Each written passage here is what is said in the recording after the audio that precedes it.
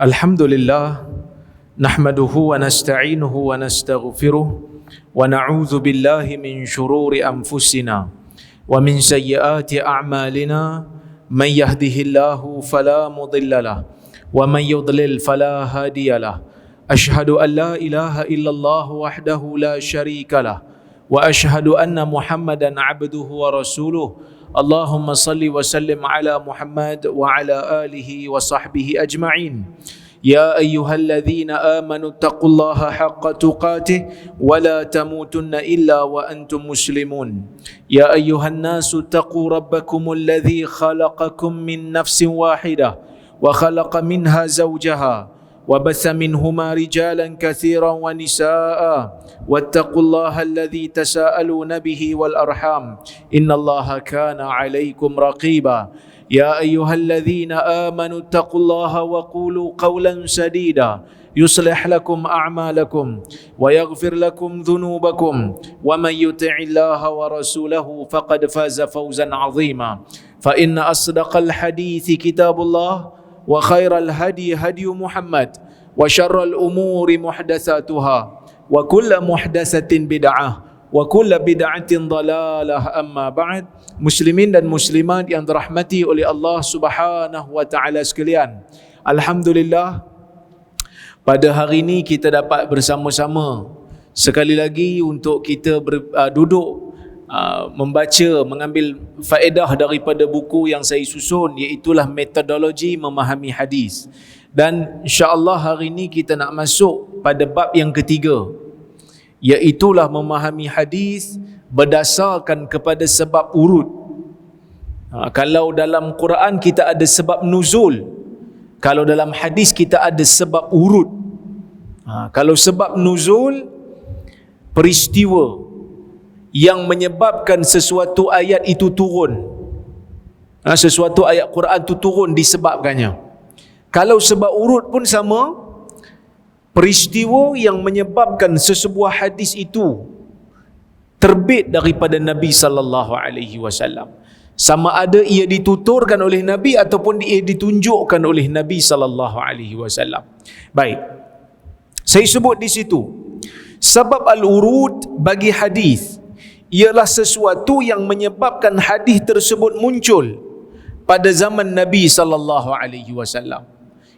Disebutkan sebab urut ni peristiwa yang menyebabkan sesebuah hadis tu muncul di zaman Nabi.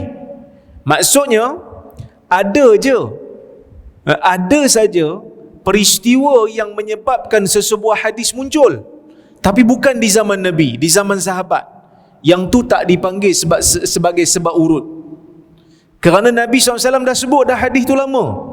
Sahabat dia tengok satu peristiwa, dia teringat satu hadis Nabi, kan, dia teringat satu hadis Nabi, dia terus bacakan hadis Nabi SAW. Padahal waktu tu Nabi tak ada, Nabi dah wafat. Benda tu bukan sebab urut, itu dipanggil sebab irad. Sebab sahabat membawakan hadis, bukan sebab Nabi membaca ataupun Nabi mengeluarkan hadis tersebut. Sebagai contoh, ada seorang sahabat, dia melihat seorang pemuda menegur imam pada zaman tu yang bila baca khutbah dia tadah tangan.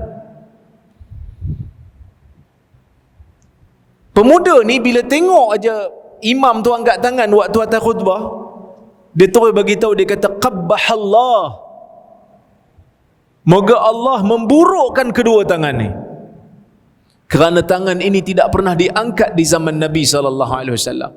So khatib bila atas mimbar baca khutbah Jumaat, dia tak digalakkan untuk angkat tangan baca doa, dia hanya angkat satu jari je lah, angkat satu jari macam ni je.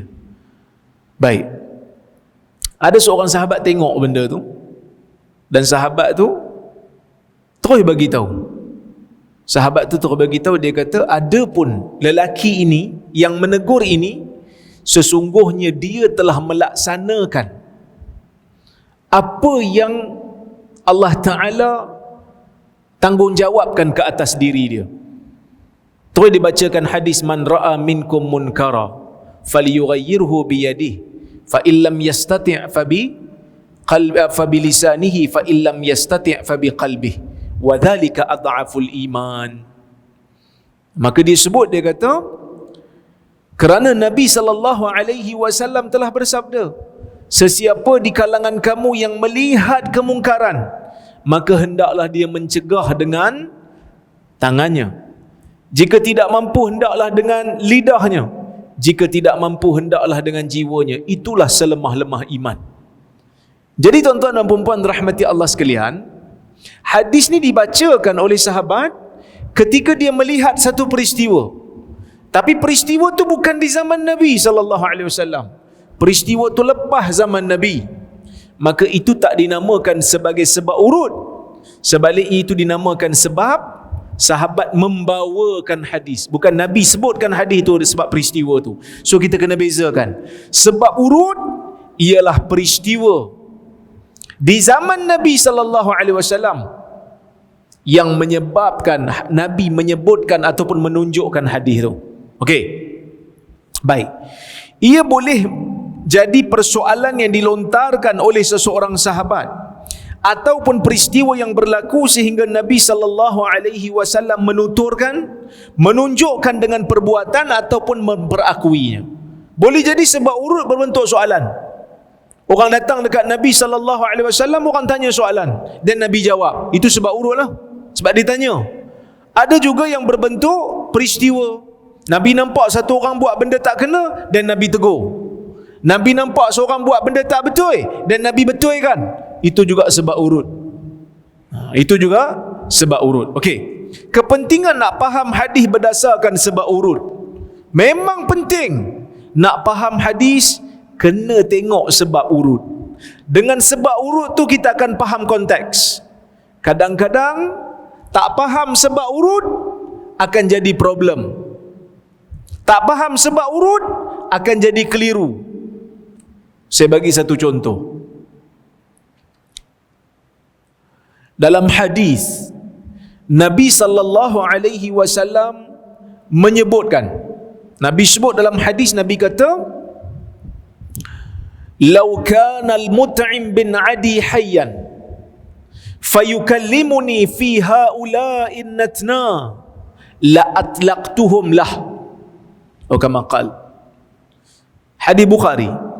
Nabi kata, kalaulah Mut'im bin Adi ni masih hidup, kemudian dia berunding dengan aku untuk melepaskan manusia jijik ini, aku akan lepaskan mereka untuk dia.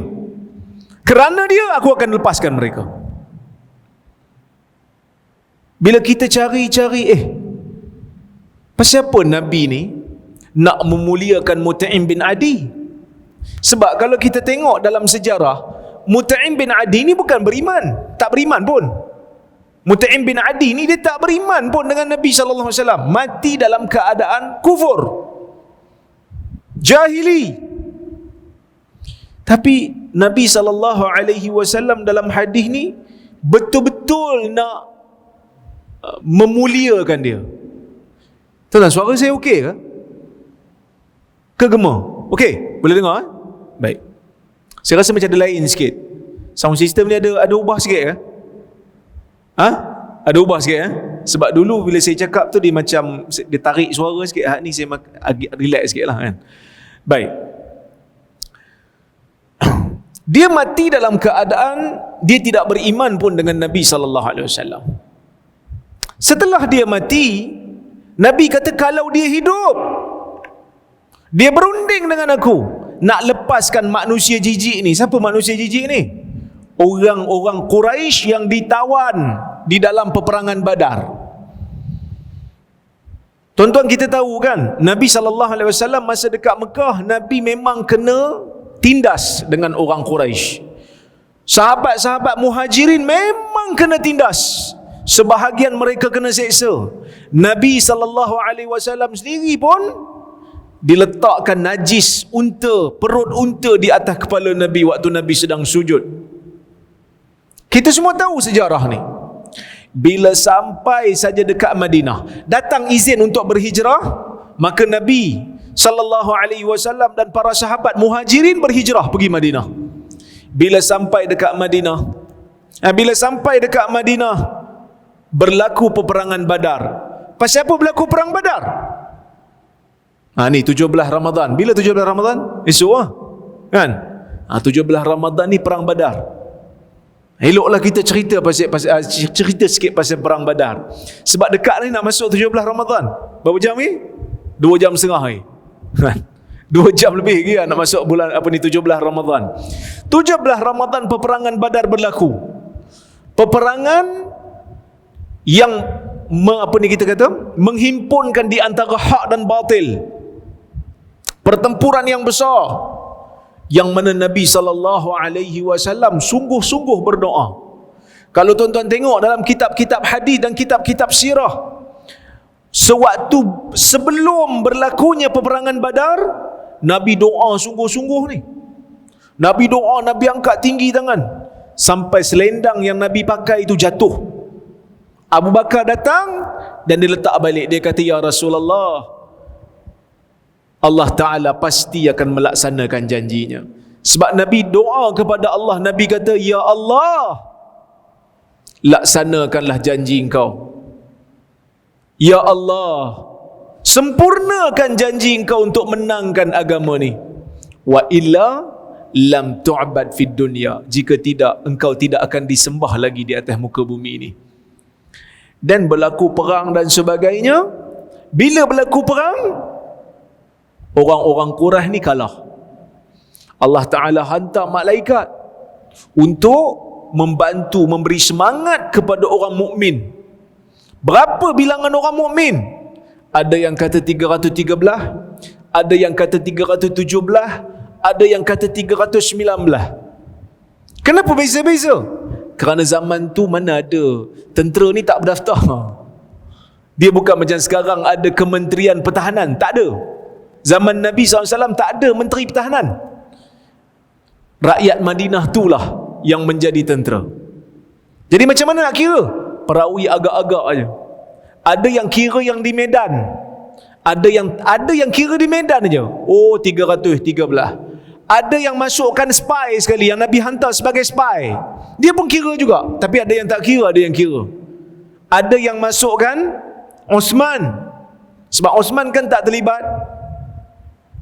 Masa tu Osman tak terlibat kerana isteri dia sakit, kalau tak silap, pun tak terlibat. Tapi Nabi SAW kata dia dapat juga pahala. Dia dapat juga pahala sebab dia ada uzur. Jadi ada yang kira juga, ada yang tak kira. Maka sebab tu berlaku perbezaan bilangan. Berlaku perbezaan bilangan di antara perawi ini dengan perawi ini. Sebab itu Imam Bukhari kata, bilangan yang sebenar 311. Kerana yang penting tu bukan nombor. Yang penting tu iman. Sebab ada juga kadang-kadang orang duk main nombor ni. Kita ingat geng-geng nombor ekor je suka main nombor. Tapi ada juga yang main nombor. Dia kata, tuan-tuan, nombor 13. Pastikan nombor 13. Nombor 13 ni nombor keramat. Kita kata, tak adalah kot. Yang menentunya semuanya Allah Azza wa Jal. Bukan kira nombor. Kan, bukan kira nombor. Ada juga. Kadang-kadang saya pun pelik juga. Kan, baik. Bila berlaku pertempuran, menanglah. Menang. Bila menang, orang Quraisy ni ada yang mati terkorban. Antara yang mati itulah Abu Jahal lah, mati. Ada juga yang ditawan. Yang ditawan ni, yang jadi tawanan perang ni, nak buat macam mana? Orang Islam belum ada pengalaman lagi. Nabi SAW belum ada pengalaman dapat tawanan perang. First time. Maka Nabi pun bertanya kepada Umar, macam nak buat ni wahai Umar? Nabi tanya Abu Bakar dulu, macam mana nak buat ni Abu Bakar? Abu Bakar kata, al-mannu wal fida. Kita minta dia ajar anak orang Islam boleh menulis, boleh membaca, dan kita lepaskan. Kita ajar 10 anak orang Islam boleh membaca, boleh menulis, dan kita lepaskan. Ataupun kita minta dia ajar lah. Ataupun kita tukar. Mana-mana tawanan orang Islam ditukar dengan tawanan orang kafir. Dan kita exchange lah, tukar. Umar kata, "Tak ya Rasulullah, bunuh." Nabi cenderung pada yang mana? Abu Bakar. Nabi kata Abu Bakarnya bagus. Turun ayat Quran bagi tahu Umar betul. Ma kana li nabiyyin ay yakuna lahu asra hatta yusqina fil ard. Tidak sepatutnya bagi seorang nabi itu untuk ada tawanan perang sehingga dia kukuh di atas muka bumi. Maksudnya kena bunuh dulu. Kan? Tegur Nabi SAW. Baik. Tak apalah yang tu. Cuma tawanan perang ni, Nabi pernah sebut pada tawanan ni, Nabi kata, Nabi pernah sebut pada sahabat. Nabi kata, kalaulah Mut'im bin Adi masih hidup dan dia berunding dengan aku untuk melepaskan ni manusia-manusia yang menjadi tawanan perang ni, manusia jijik ni, Quraisy ni, aku akan lepaskan mereka untuk dia, sebab dia, kerana dia. Kita bila baca hadis ni macam pelik. Pasal apa Nabi ni betul-betul nak menghormati ataupun kita kata memuliakan Mut'im bin Adi? Bila kita baca tengok rupanya hadis ni ada dia punya sebab dia, sebab urut dia. Apa sebab urut dia? Sebab urut dia adalah waktu Nabi pergi Taif. Waktu Nabi pergi Taif, Nabi mencari ruang untuk dakwah di Taif itu dapat tersebar. Kan Nabi dah masa tu lebih kurang dalam 10 tahun ke 11 tahun ataupun 12 tahun berada di Mekah. Nabi dah dakwah dekat Mekah ni lama dah. Kan Nabi dakwah kat Mekah 13 tahun. Lepas daripada 10 tahun tu Nabi tengok, Nabi nilai balik, Nabi analisa balik pencapaian. Nabi rasa tak boleh Mekah ni. Kok mana pun orang tak mau. Yang mau orang miskin, bekas hamba, orang lemah, yang tak ada pengaruh. Orang-orang bangsawan tak mau ikut. Jadi tak boleh nak mendirikan syiar dan syariat Islam. Dan Nabi pun pergi ke Taif. Bila Nabi pergi ke Taif, Nabi jumpa dengan pemimpin dia, Ibn Abdi Yalil bin Abdi Kulal. Nabi pun ajak dia untuk terima Islam. Kisah ni disebutkan di dalam Sahih Al-Imam Al-Bukhari. Di dalam Sahih Al-Imam Al-Bukhari disebutkan cerita ni. Nabi ajak dia masuk Islam. Nabi ajak dia supaya dia memberikan tempat kepada Islam ini, supaya Islam ini dapat tersebar. Maka apa yang berlaku tuan-tuan dan puan-puan? Dia tak terima tawaran Nabi. Dia arahkan budak-budak untuk baling batu dekat Nabi SAW. So Nabi pun dibaling batu, Nabi cedera, Zaid pun cedera.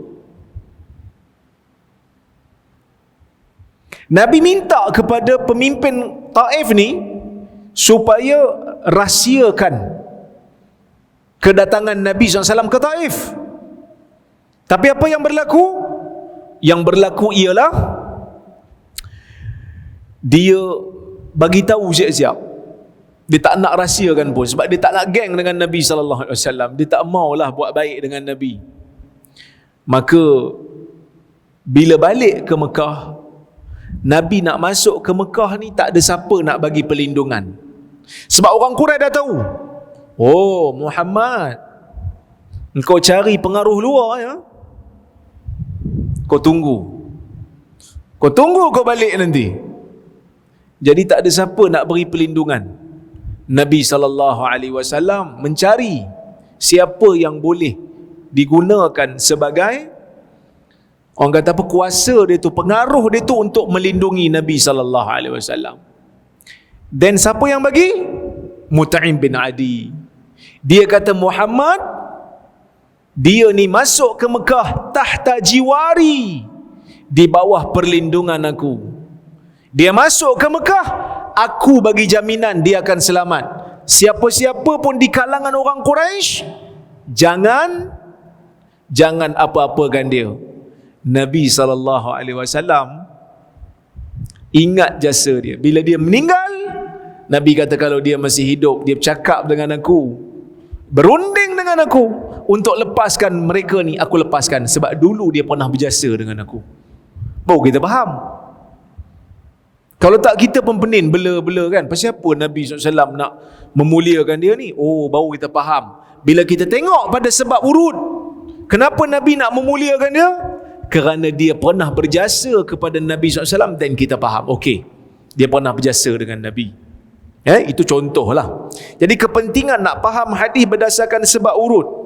Saya sebut di situ, memahami hadis tidak akan sempurna tanpa meneliti sebab urutnya. Antara faedah yang diperoleh daripada kaedah ini ialah, yang pertama, menjelaskan maksud sebenar bagi sesebuah hadis. Kadang-kadang ada hadis yang tak berapa faham bila kita baca. Macam tadilah, kita tak berapa faham. Kenapa?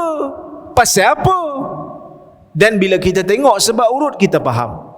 Saya bagi contoh yang lain di situ. Saya kata, ada kalanya sesebuah hadis tidak dapat difahami melainkan dengan merujuk kepada sebab urut. Ini kerana berkemungkinan sesebuah hadis itu diucapkan sangat ringkas sehingga pembaca tidak dapat menduga apakah maksudnya. Ini menunjukkan bahawa sebab urut sangat penting dalam memahami hadis. Contoh berikut menjelaskan hakikat ni. Yang pertama, hadis ancaman kepada tumit kaki. Apa maksud hadis ancaman pada tumit kaki? Tengok. Terdapat sebuah hadis sahih yang menyatakan dengan jelas bahawa Nabi SAW mencela tumit kaki. Hadis ini jika tak difahami berdasarkan kepada sebab urut, akan memberikan sedikit kemusykilan kepada pembacanya. Antara sebab ancaman kepada tumit kaki ini dikeluarkan, apakah sebab? Apa sebab? Kenapa? Tak tahu. Sebab ada hadis yang diriwayatkan secara ringkas. Contoh, Nabi SAW sebut dalam hadis, wailul lil aqabi minan nar, celakalah tumit-tumit daripada azab api neraka. Kalau tuan-tuan tengok dalam riwayat Ibnu Majah ni, pendek. Nabi SAW bersabda, celakalah tumit daripada api neraka. Tuan-tuan faham? Kita pun tak faham. Pasal apa Nabi ni tiba-tiba pergi marah kat tumit pula? Kan? Tak faham, kita pun tak faham, tiba-tiba nak pergi marah kat tumit kaki. Bila kita tak faham, kita kena rujuk dalam kitab-kitab hadis yang lain. Rujuk kitab hadis. Buka Sahih Bukhari, buka Sahih Muslim, buka Sunan Abi Daud, buka Sunan Tirmizi, buka Sunan Nasai. Sebab hadis ni ada dalam Ibn Majah. Kita kena tengok kitab-kitab yang lain. Kalau dalam riwayat hadis yang sama dalam kitab hadis lain, ada tambahan sebab urut. Dan pada masa tu memberikan kita sedikit pemahaman. Dan bila kita semak-semak, oh rupanya ada sebab urut dia. Dan kita tengok kat situ, jika dilihat daripada hadis ini, tidak begitu jelas mengapa ancaman ini dilakukan. Ibnu Majah meriwayatkan hadis ini tanpa dia menyatakan sebab urut bagi hadis ni. Ibnu Majah tak bawa sebab. Dia riwayat secara ringkas. Kenapa Ibnu Majah riwayat secara ringkas? Wallahu a'lam. Berkemungkinan guru dia riwayat dengan cara ringkas. Berkemungkinan juga dia rasa hadis ni dah glamour bagi orang hadis. Sebenarnya hadis ni glamour bagi orang belajar hadis, dia akan jumpa hadis ni. Tapi orang yang tak biasa belajar, dia akan kata, pasal apa ni tiba-tiba nak pergi cela tumit ni? Tumit saya ada masalah ke? Kan? Walaupun tumit kita tak cantik, tapi sayang kat tumit. Kan, tuan-tuan? Sayang tak kat tumit? Sayang tumit sendiri ni. Cuma jarang tengok tumit. Kadang-kadang kita ni kaki pun jarang tengok. Bila last tuan-tuan tengok kaki? Bila last tengok kaki sambil kata, Alhamdulillah aku masih ada kaki, syukur pada Allah? Bila last? Jarang kau dah. Lepas tu orang kata, nikmat ni tidak akan dirasai melainkan setelah ia hilang. Betul? Siapa yang selalu tengok kaki sambil kata syukur ada kaki? Orang yang kecil manis baru lepas kena potong kaki, masa tu dia tengok kaki dia, syukur dulu aku ada kaki, sekarang dah tak ada kaki aku. Sebab tu kita kadang-kadang kena banyak juga rasa syukur ni. Kena banyak melahirkan syukur. Nikmat yang ada kan, tangan cukup sifat, kaki cukup, kena syukur pada Allah. Ya Allah, syukur, Alhamdulillah. Jarang kita buat kan. Saya lah, tuan-tuan mungkin selalu buat kan. Sambil-sambil baring tu tengok kaki, syukur, Alhamdulillah ada kaki lagi kan. Kena buat, baru kita akan rasa bersemangat nak solat lebih sikit. Ini nasihat untuk saya lah, dan juga tuan-tuan semua. Tak adalah imam baca panjang sikit dah komplain lah kan. Imam ni baca panjang kan. Okey, baik. Apabila dilihat kepada riwayat yang lebih terperinci, didapati hadis ini diucapkan oleh Nabi sallallahu alaihi wasallam kepada segolongan sahabat yang mengambil wuduk dan tidak menyempurnakannya, sehinggakan tumit kaki mereka tidak terkena air. Abdullah bin Amr radhiyallahu anhu meriwayatkan, dia kata takhallafan Nabi sallallahu alaihi wasallam anna fi safrah safarnaha fa adrakna wa qad arhakna al-'asr faj'alna natawadda wa namsahu ala arjulina fanada bi'a'la sautih wailul lil aqabi minan nar. Hadis ni riwayat al-Imam al-Bukhari. Kata Abdullah bin Amr, takhallafa an-nabiy sallallahu alaihi wasallam anna. Nabi sallallahu alaihi wasallam pada satu ketika terlewat sikit daripada kami. Ketika kami bermusafir, dalam satu permusafiran, Nabi terlewat sikit. Kami jalan dulu. Bila kami berhenti di satu tempat, fa'adrakna, bukan fa'adrakana. Ini kaedah nak baca kitab Arab. Kalau fa'adrakna, kami mendapati. Kalau fa'adrakana, kita bariskan lam tu, Nabi, dia mendapati kami. Maka kita baca dengan fa'adrakana. Nabi SAW lewat sikit, lalu Nabi mendapatkan kami, mendapati Nabi. Lepas tu Nabi kira macam sampailah pada kami, Nabi nampak tak kami. Wa qad arhaqna al-'asr, dalam keadaan kami ni terlewat nak solat asar. Kami terlewat nak solat asar, terlewat nak semayang ni, waktu dah nak habis. Faja'alna natawadda, lalu kami pun berwuduk cepat-cepat sebab waktu asar dah nak habis. Kan, orang Perlis panggil asar lah kan. Waktu asar dah nak habis. Betul ya? Waktu asar dah nak habis. So, dia orang pun ambil wuduk cepat-cepat. Wa namsah ala arjulina, sampai tang kaki kami sapu. Nak bagi cepat, kami sapu dengan air. Fanada bi'a'la sautih, Nabi pun seru kami dengan suara yang paling tinggi. Wailul lil aqabi minan nar, celakalah tumit tu daripada bahagian api neraka. Sebab ambil wuduk tak sah, tumit tak kena air. Dah kalau sapu atas, bawah tak sapu, tumit tak sapu, wuduk sah tak sah? Wuduk tak sah. Kerana mazhab ahli sunnah wal jamaah, basuh kaki tu wajib bagi orang yang tak pakai khuf, yang tak pakai stoking kulit. Yang ni memang tak pakai khuf lah ni kan. Sebab dia kata kami sapu di atas kaki, bukan sapu di atas khuf. Dan Nabi nampak. Ni satu benda nak ajar jugalah. Nabi SAW bila nampak satu benda tak betul dalam agama, orang buat benda tak betul, Nabi tegur terus. Kita kalau nampak orang buat benda tak betul, nak tegur tak? Biarlah, itu hal dia. Saya malas nak jaga tepikan orang. Sebab kita tak rasa teguran itu memberi manfaat. Dan kita pun takut nak tegur orang. Sebab kadang-kadang orang tak boleh terima teguran. Sehari kita pula kena sound balik. Minta maaf ni, tadi ambil wuduk tak betul. Dia pun angkat. Oh, kau ingat kau ambil wuduk bagus sangat. Yang tu kita malas nak tegur tu. Kan? Tapi sebenarnya tuan-tuan, bila tak nampak kena bagi, bila kita dah nampak kita kena bagi tahu. Kalau kita seorang nampak, kita kena bagi tahu. Kalau kita tak mampu, kena pergi cari orang yang mampu nak tegur. Sebab kalau dia salat tak sah, kalau dia wuduk tak sah, salat tak sah. Bila salat tak sah tuan-tuan, jadi dosa besar. Ni yang kita tak mau. Dan Nabi SAW ajar kita, nampak benda tak betul, tegur. Ni benda tak betul, ni tegur.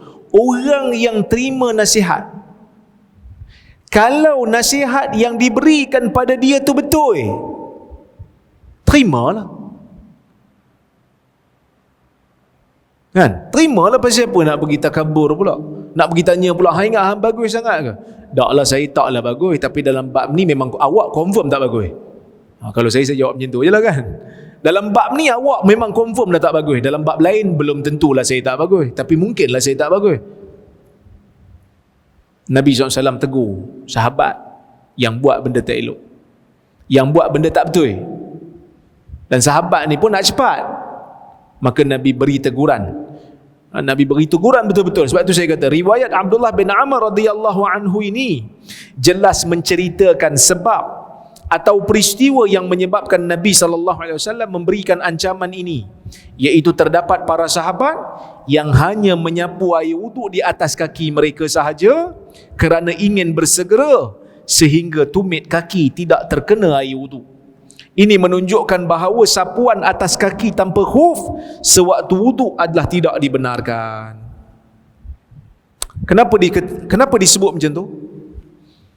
Sapuan di atas kaki tanpa khuf tak boleh. Sebab ada mazhab Syiah, dia benarkan sapu atas kaki walaupun tak pakai khuf. Walaupun tak pakai khuf. Baik. Tapi pendapat tu pendapat yang tak tepat, pendapat yang batil. Kerana kaki memang kena basuh. Okey? Kecuali kalau pakai khuf.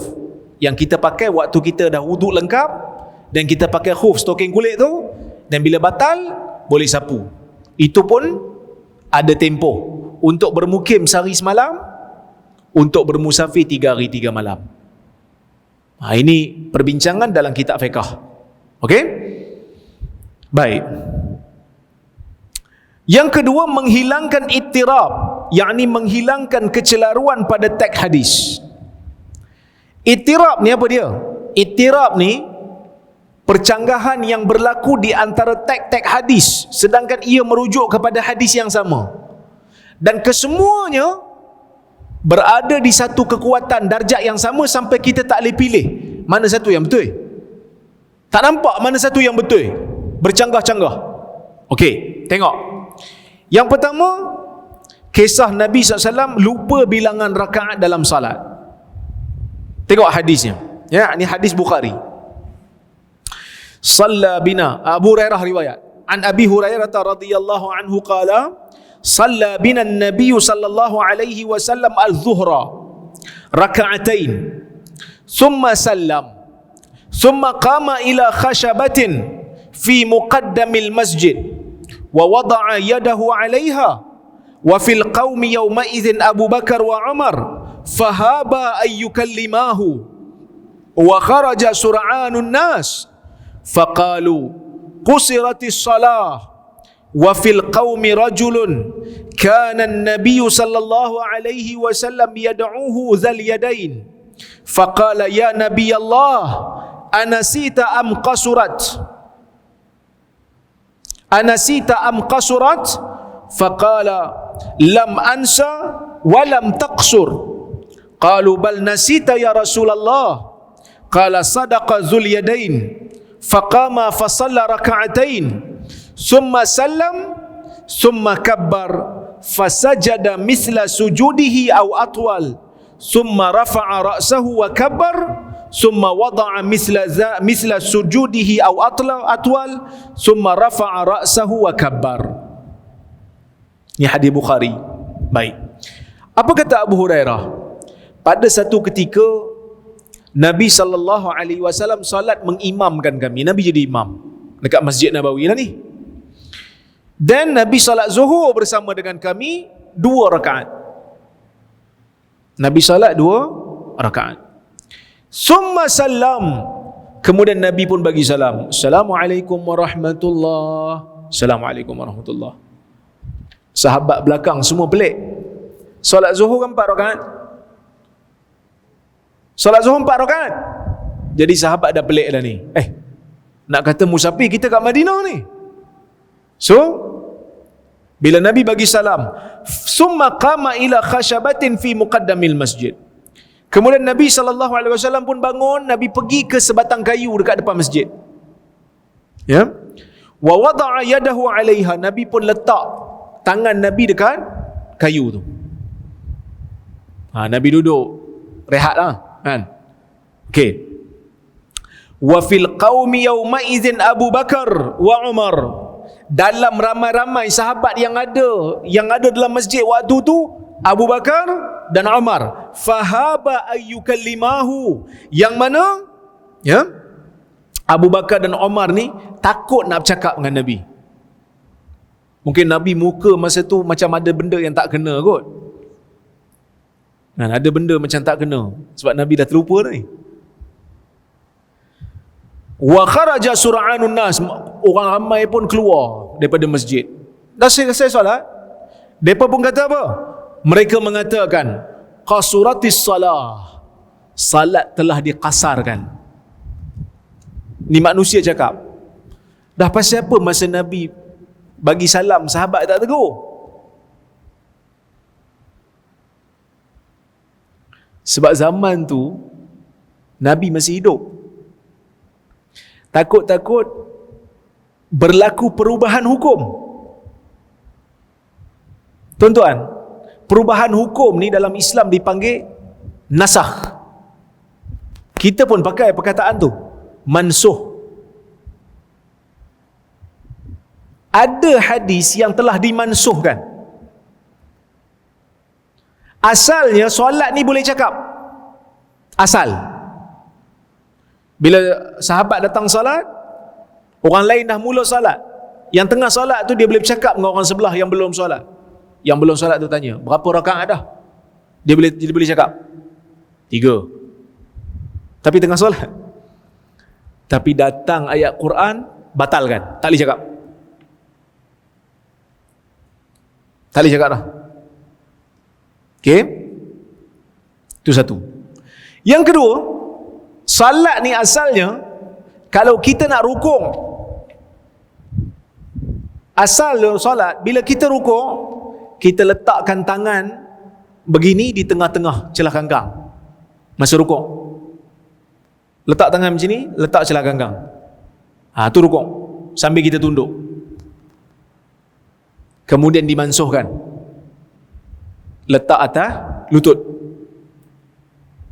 Nampak? Okey.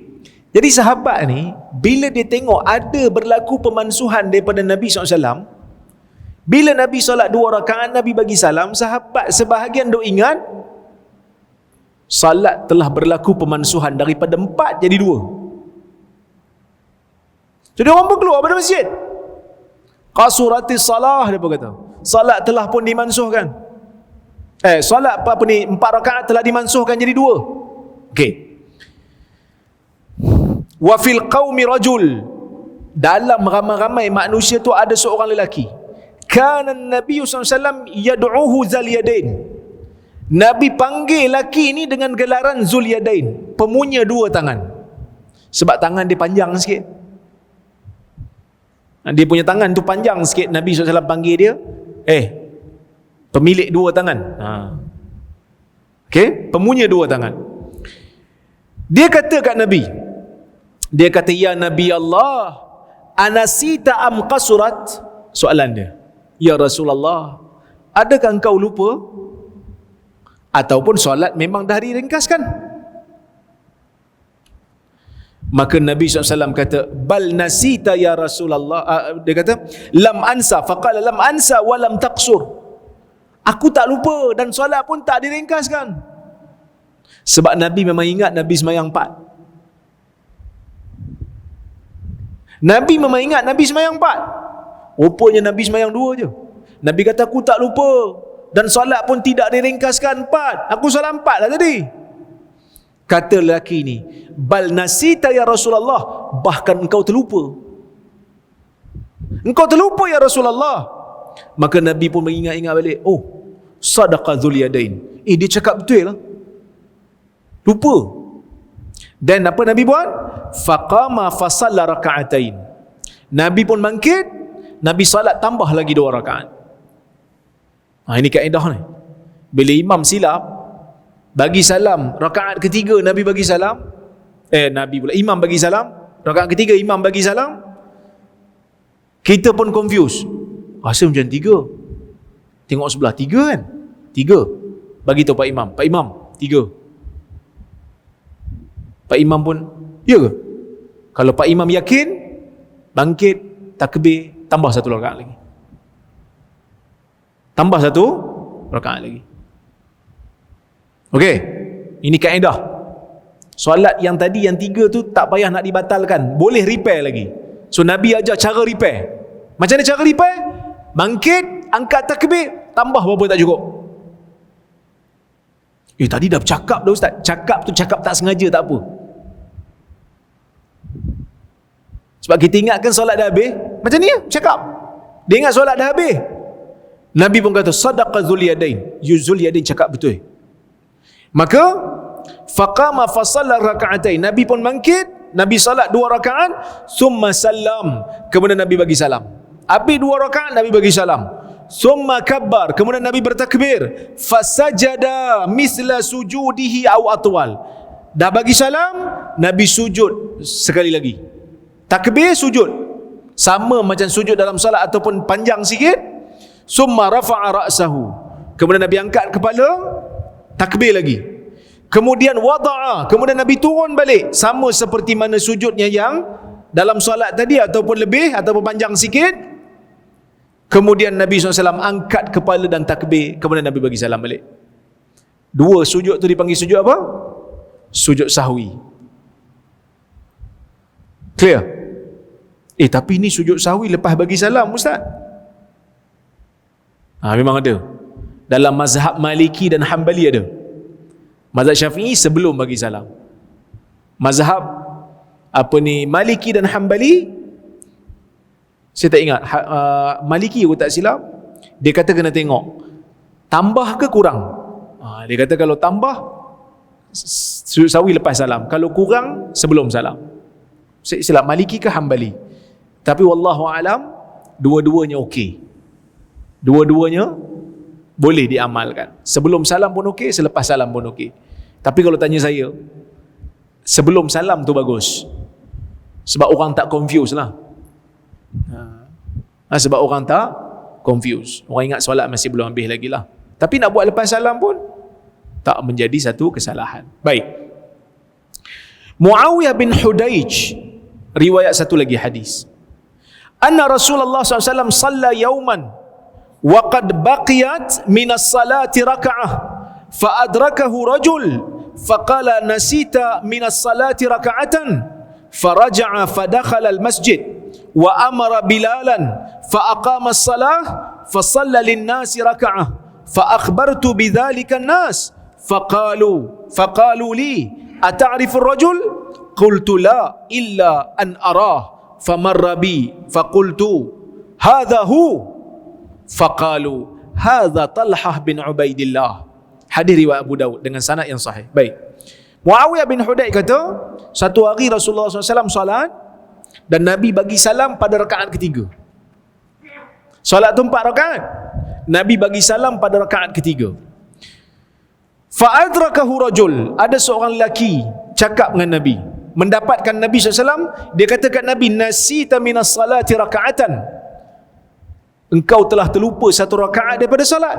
Patut salam 4, tapi bagi salat rakaat ketiga dah bagi salam dah. Faraja'a fadakhala al-masjid. Nabi pun kembali ke dalam masjid. Nabi patah balik, Nabi masuk dalam masjid. Wa amara Bilalan, dan Nabi mengarahkan Bilal untuk panggil manusia lah. Nabi pun mendirikan salat. Fasalla linnas. Ya. Maka Nabi pun mengimamkan balik manusia satu rakaat. Fa akhbartu bidzalika nas. Lalu aku pun, kata Muawiyah, aku bagi tahu manusia tentang benda tu. Nabi buat macam mana bila terlupa satu rakaat. Faqalu li, mereka tanya kepada aku, ata'rifur rajul? Kamu tahu tak mana lelaki yang tegur Nabi tadi? Yang kata Nabi terlupa satu rakaat tu, kamu tahu siapa? Dia kata, la, aku tak kenal. Illa an arahu. Aku tak kenal, tapi aku nampak lelaki tu. Aku tak tahu nama, tak kenal dia, tapi aku nampak. Famarra bi, tiba-tiba lelaki tu lalu depan aku.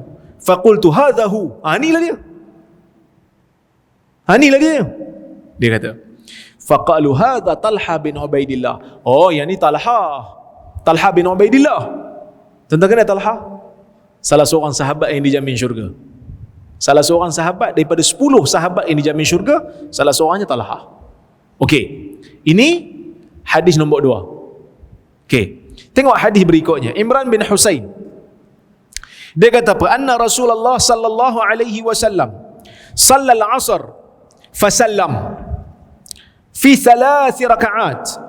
Thumma dakhala manzilahu faqama ilaihi rajul yuqalu lahu al-khirbaq wa kana fi yadayhi tul. Faqala ya Rasulullah, fadhakara lahu sani'ahu wa kharaja ghadban yajurru ridaahu hatta intaha ila an-nas. Faqala asadaqa hadha? Qalu na'am. Fasalla raka'atan thumma sallam thumma sajada sajdatain thumma sallam. Hadis ni riwayat Imam Muslim. Dia kata apa? Imran bin Husain kata, sesungguhnya Rasulullah SAW salat asar. Salat asar berapa rakaat? 4 rakaat. Sampai kat rakaat ketiga, Nabi terus bagi salam. Pasal apa sahabat tak tegur? Kita kalau imam tak cukup rakaat, kita buat apa tuan-tuan? Kalau imam tak cukup rakaat, rakaat ketiga dia dah tasyahud, kita bangkit. Kita bagi subhanallah ke imam. Subhanallah. Tapi pasal apa sahabat ni tak buat? Sebab kan zaman tu zaman perubahan hukum, sahabat tak tahu. Ingat Nabi terima wahyu. Serupa macam hadis, Nabi tengah salat, Nabi pakai slipper. Nabi pakailah capal Nabi tu. Dan bila Nabi salat, Nabi buang capal. Tengah-tengah salat tu Nabi buang capal. Sahabat tengok Nabi buang capal, sahabat pun pakat buang capal. Habis salat Nabi tengok capal bergelimpangan. Banyak capal dibuang. Nabi tanya, pasal apa hampa buang? Dia kata, kami nampak Nabi buang, kami buanglah. Takut-takut wahyu turun bagi tahu tak boleh pakai slipper. Dan Nabi kata, oh tak apa, sebenarnya capal aku tadi ni ada najis. Jibril bagi tahu ada najis dan aku buanglah. Dan mana boleh bawa najis dalam solat? Jadi sebab tu aku buang. Oh, sahabat kata kami ingat tak boleh solat pakai capal. Kalau capal bersih boleh bawa solat. Jadi sahabat ni dia tunggu Nabi. Takut-takut ubah hukum. Dan sebab tu dia tak tegur. Dan bila Nabi dah bagi salam rakaat ketiga, Nabi terus masuk dalam rumah. Nak bagi salam, lepas Nabi zikir apa semua, masuk dalam rumah.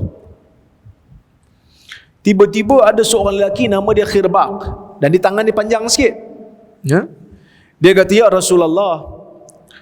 Nabi dia pun bersebut, fazakara lahu sani'ahu. Dia bagi tahu kat Nabi, ya Rasulullah, Rasulullah ni dah solat 3 rakaat saja. Sepatutnya kita solat 4. Tapi 3 je dah bagi salam dah. Okey. Wa kharaja ghadban. Nabi pun keluar dalam keadaan muka Nabi marah. Nabi keluar tu macam marah sikit lah. Ya jurru rida'ahu. Nabi tarik selendang Nabi. Hatta intaha ila nas. Sehingga Nabi sampai kepada manusia yang salat tadi tu. Nabi kata, faqala asadaqa hadha? Dia ni cakap betul ke? Dia kata aku bagi salam 3 rakaat. 3 rakaat dah bagi salam dah. Betul kan ni? Maka sahabat kata, "Naam, betul." Maka Nabi pun tambah 1 lagi rakaat. Kemudian Nabi bagi salam, kemudian Nabi sujud 2 kali, iaitu sujud sahwi. Okey.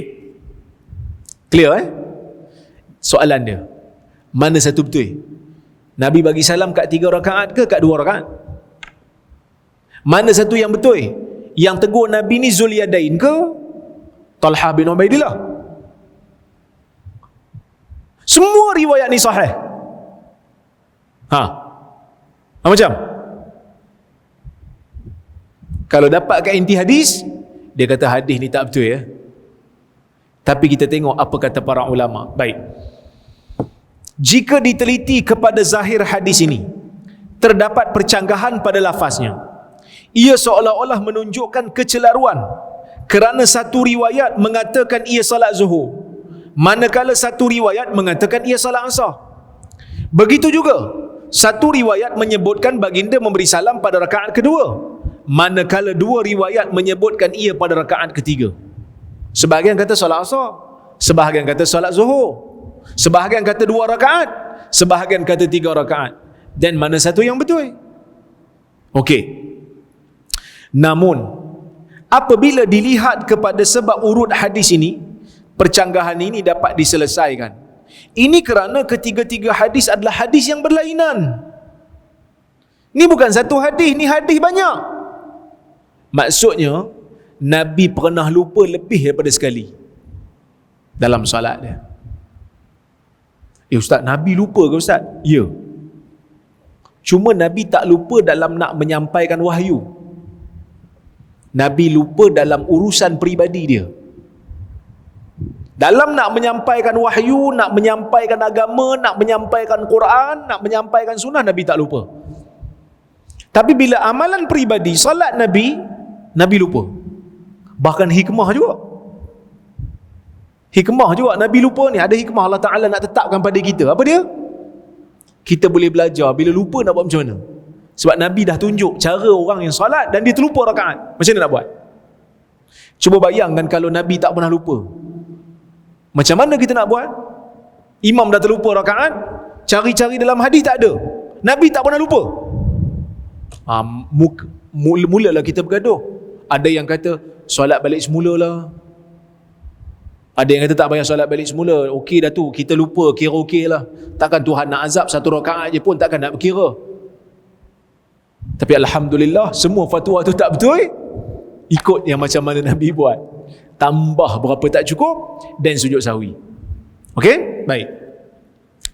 Al-Iraqi menjelaskan, wal jam'u baina hadzal ikhtilaf anna li Abi Hurairah qissatain wa li Imran qissatun ukhra wa li Muawiyah bin Hudaij qissatan ukhra qalahu al-muhaqqiqun. Cara kita nak harmonikan riwayat-riwayat yang berbeza ni ialah dengan kita katakan bagi Abu Hurairah ada 2 kisah, bagi Imran ada 1 kisah, bagi Muawiyah kisah yang lain. Semua tu kisah yang berbeza-beza. Bahkan kita pun dalam hidup pernah tak lupa rakaat? Pernah. Berapa kali lupa rakaat? Banyak kali, tak terkira. Nabi SAW ada 4 kali dalam hidup dia. Kira okey lah hari-hari jadi imam, 4 kali je lupa. Kan? Kadang-kadang kita jadi imam banyak kali lupa. Betul Pak Imam? Pernah lupa tak Pak Imam? Pernah. Bila Pak Imam lupa, tuan-tuan jadi makmum jangan marah Pak Imam. Ingatkan imam.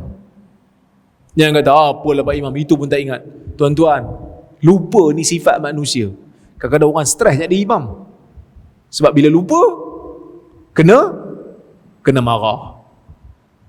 Dia tak marah dalam masjid, dia pergi marah kat luar masjid masa tengah minum.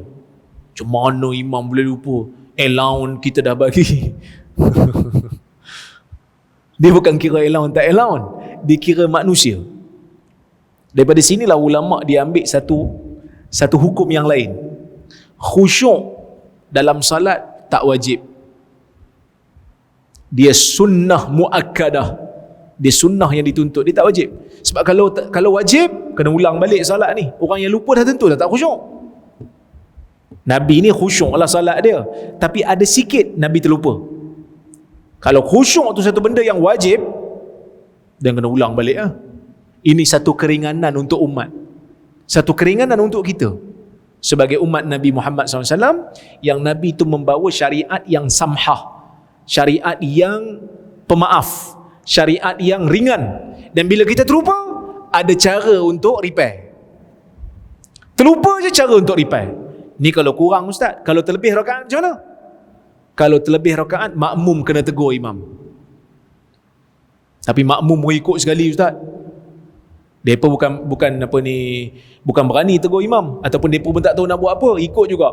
Dan semua kena sujud sahwi. Tak perlu ulang balik salat kalau memang semuanya berada dalam keadaan yang tak tahu, yang jahil. Kalau tahu, ikut juga, batal salat. Imam dah bangkit rakaat kelima. Aku ni yang kelima ni, orang pun bagi subhanallah, subhanallah, suruh duduk, dia tak duduk juga. Alang-alang tambah satu rakaat lah, pahala lebih. Solat 5 rakaat tak boleh. Dia bukan kira macam tu kan. Solat zuhur dia kata alang-alang solat 5 rakaat, takkan tak boleh. Lebih sikit bacanya, lebih sikit rukuknya, lebih sikit sujudnya, tak boleh, batal solat, kena duduk. Tapi kalau memang lupa betul-betul, lepas bagi salam baru orang ingat kan, lebih rakaat ni, dan sujud sahwi terus, solat itu dikira sah. Itu cara repair. Baik. Ibn Hajar juga berpandangan, ia menunjukkan kisah ini berlaku lebih daripada sekali. Buktinya ialah konteks bagi ketiga-tiga hadis itu berbeza, cara penceritaan itu berbeza. Ada waktu Nabi masih dalam masjid, ada waktu Nabi dah keluar masjid, ada waktu Nabi masuk dalam rumah. Menunjukkan kisah itu berbeza. Sebab Nabi SAW solat dengan para sahabat ni 10 tahun berjemaah, hari-hari, kecuali hari perang lah. Dan kalau hari perang pun jadi imam juga. Maka selayaknya lah 4 kali itu kita kata cemerlang lah Nabi punya, orang kata apa, Nabi punya tata cara salat. Cemerlang lah. Okey? Baik. Mengetahui sesebuah hadis diriwayatkan dengan makna. Ni last sebelum kita berhenti, ya. Baik. Kadang-kadang ada hadis riwayat dengan makna. Bila kita tengok sebab urut, kita tahu ini kisah yang sama, cuma sahabat riwayat dengan makna. Contoh, saya ringkaskan, ada seorang perempuan datang kepada Nabi SAW, tawarkan diri nak menikah dengan Nabi. Nak menikah dengan Nabi. Ada waktu Nabi terima, ada waktu Nabi tak terima lah, kan? Ada waktu Nabi tak terima. Macam mana Nabi tak terima? Nabi akan diam dan Nabi akan bagi pada orang lain. Macam Khadijah, Nabi terima kan? Khadijah Nabi terima. Khadijah akan tawarkan kat Nabi melalui perantara lah, tak adalah Khadijah sebut depan-depan, Nabi Khadijah hantar orang lah, dan Nabi terima. Ada orang datang kat Nabi, dia kata, ya Rasulullah, saya nak serahkan diri, saya nak kahwin dengan Rasulullah. Ada waktu Nabi tak terima lah, maka Nabi serahkan pada sahabat lain, ataupun sahabat lain yang tawarkan, nikah dengan saya je lah. Okey, tengok kisah dia. Dia kata, Sahal bin Sa'ad kata, sesungguhnya dalam ramai-ramai manusia di sisi Rasulullah, tiba-tiba datang seorang perempuan, bangkit seorang perempuan, dia kata, ya Rasulullah, wahai Rasulullah, sesungguhnya dia ini telah menghadiahkan dirinya kepada engkau, maka tengoklah pandangan engkau. Nabi tak jawab. Kemudian dia bangkit lagi, dia kata, ya Rasulullah, perempuan ni menghadiahkan dirinya pada engkau, tengoklah pandangan kau macam mana. Nabi tak jawab. Kali ketiga pun dia tanya soalan yang sama. Perempuan ni dah hadiahkan diri pada engkau, dia nak kahwin dengan kau. Nabi diam, tak jawab. Bangkit seorang sahabat, dah 3 kali tawarkan diri kat Nabi, Nabi tak jawab. Dan sahabat ni dia bangkit, dia kata, kahwin dengan saya lah. Maka dia kata, ya Rasulullah, ankihniha, ya Rasulullah, nikahkanlah dia dengan saya. Maka Nabi pun kata, hal indaka syai', hal indaka min syai', ada sesuatu tak nak jadi mahar? Dia kata, la. Dia kata, tak ada apa. Izhab fatlub walau khataman min hadid, pergilah cari walaupun sebentuk cincin besi. Dia kata, dia pun keluar, dia cari, tak ada.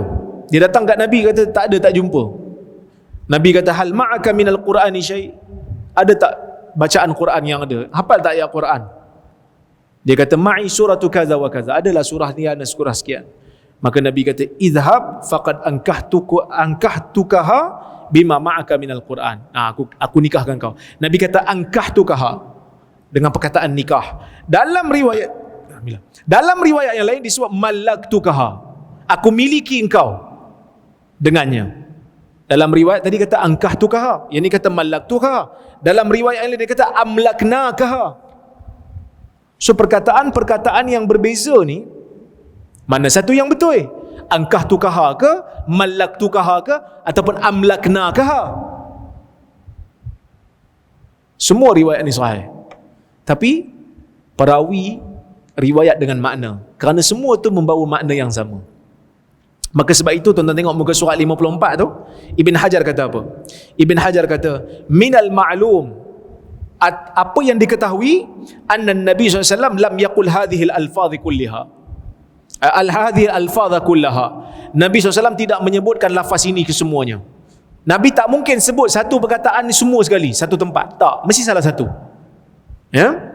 Falam yabqa illa ayyakuna kullaha tilka sa'ah. Nabi tak sebut tiga-tiga perkataan tu dalam satu masa. Tak mungkin. Falam yabqa illa ayyakuna qala lafzuhu minha wa 'abbara anhu baqiyatur ruwah bil makna. Jadi tidak ada kemungkinan lagi melainkan Nabi hanya sebut satu lafaz, tapi perawi meriwayatkan dengan makna. Maka sebab itu, dengan kita melihat kepada sebab urut, kita tahu ni perawi. Sebab kisah dia sama. Seorang perempuan datang serah diri kat Nabi SAW untuk nikah. Tiba-tiba ada seorang lelaki pula. Nabi tanya pula. Nabi suruh cari pula. Pergi cari. Walaupun cincin besi. Dia pun kata tak ada. Nabi kahwinkan dia dengan pengetahuan dia terhadap Quran menjadi mahar. Jadi itulah serba sedikit yang saya boleh sampaikan pada hari ini. Tuan-tuan ada soalan?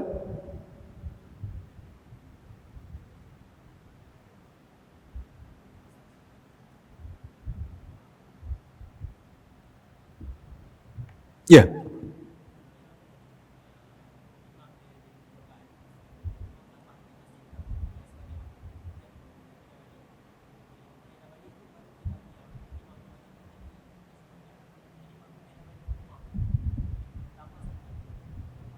Yang ni berlaku perbezaan pandangan dalam kalangan ulama. Sebahagian ulama kata, kalau masa tu dah sampai lama sangat, tempoh di antara ingat dengan solat tu, dia perlu ulang balik. Maka solat yang awal tu tidak sah. Bila tak cukup rakaat. Ya? Wallahu a'lam.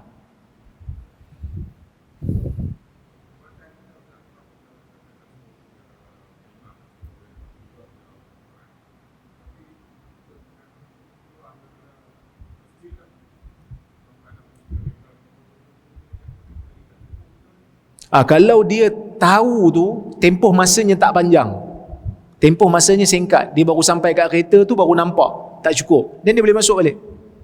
Dia boleh masuk balik. Sebab tadi kan ada manusia pun keluar daripada masjid kan. Tapi kalau dah lama sangat, dan kena solat balik lah. Kerana dah terlalu lama tempoh masa tu. Tu kalau dah lama sangat, dan kena solat balik lah. Solat tadi tu dikira tidak sah kerana tak cukup rakaat. Wallahu ta'ala a'lamu bissawab. Okey? Ada sikit soalan daripada banyak kan ni, bukan sikit. Assalamualaikum doktor. Waalaikumsalam. Doktor, apa maksud segera berbuka dan lewatkan sahur? Segera berbuka bukan maksudnya bila masuk azan asar buka. Maksudnya betul-betul masuk maghrib. Dia kata azan asar pun dah buka dah. Pasal apa? Dia kata kita kan disuruh segerakan berbuka dah. Bila azan maghrib, kita pasti dah matahari terbenam, jangan tunggulah makan. Sebab kita nak bezakan puasa kita dengan puasa orang Yahudi. Yang mana puasa orang Yahudi ni dia sampai lewat. Dia lewat. Kau tak silap sampai terbit bintang, kau tak silap. Baru dia makan. Kita tak macam tu lah. Okay? Lewatkan sahur ni maksudnya bukan tengah-tengah malam tu makan. Betul-betul orang kata apa? Hujung malam lah sebelum masuk subuh, supaya memberi tenaga. Nama pun sahur, makan waktu sahur lah. Waktu sahur iaitu waktu di hujung malam sebelum masuknya fajar. Okey? Baik.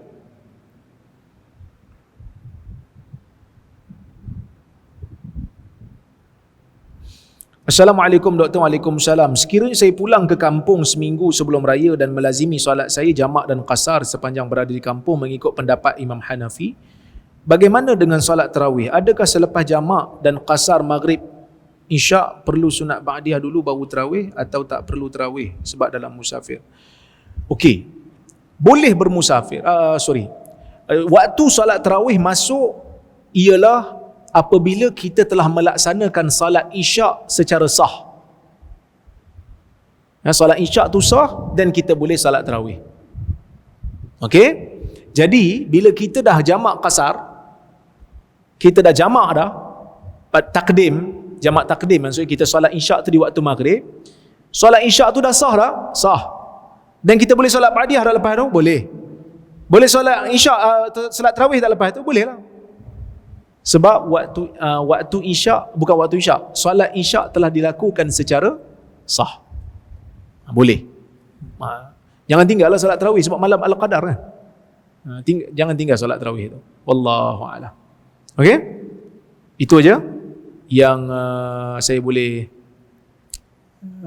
sampaikan pada hari ini. InsyaAllah jika ada kesempatan yang lain kita bertemu lagi. Saya ucapkan terima kasih banyak pada masjid yang memberikan ruang pada kita pada petang ini. Saya juga ucapkan terima kasih banyak pada Global Ihsan yang menganjurkan kuliah bersama kita di Zoom dan juga di Facebook. InsyaAllah kita jumpa pada minggu hadapan jika ada kesempatan dan waktu. Aqulu qawli hadha wa astaghfirullahal azim li wa lakum. Wassalamualaikum warahmatullahi wabarakatuh.